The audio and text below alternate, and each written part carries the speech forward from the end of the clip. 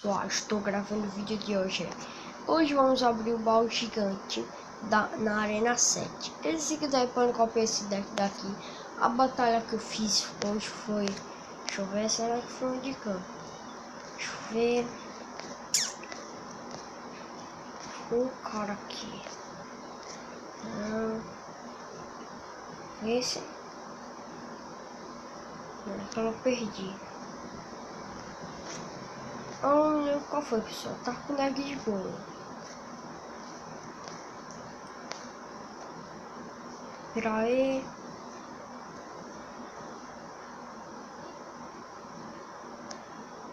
Foi esse, ó. Foi esse daqui, ó, pessoal. 3 coroas. Dei no cara. Eu ganhei 30 troféus. Aí quando apareceu do nada. Foi esse daqui. Esse daqui, ó.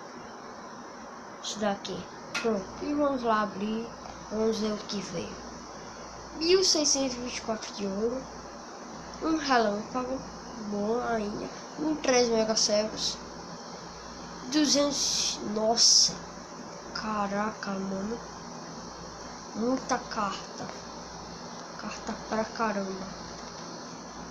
Vamos upar nosso Mega Serve, né, pessoal? Mega Serve nível 4. Aí. Vamos lá, vamos upar nosso relâmpago, né, pessoal? Ah, 2000, que bosta. Deixa eu ver. Esqueleto. Vamos lá, botar pra abrir. E vamos lá. Não sei se eu fiz de fogo, meio canhão, vou upar. Mega Serve nível 4, pessoal. Eu queria que tivesse comum, enfim, já viesse barras de elite. Eu ia ficar alegre. Eu já vou upar, é assim, né? Eu ganhei do Thiago aqui no Close também.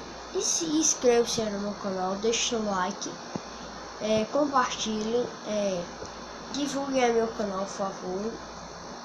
E faça muitas coisas aí, pessoal. E esse é o vídeo de hoje. Depois vou dar novos vídeos. Comprei meu deck Golem nível 2, Cavaleiro nível 6, Flecha, Bruxa, Arqueiro, esse daqui. São as cartas. E tchau, tchau, pessoal.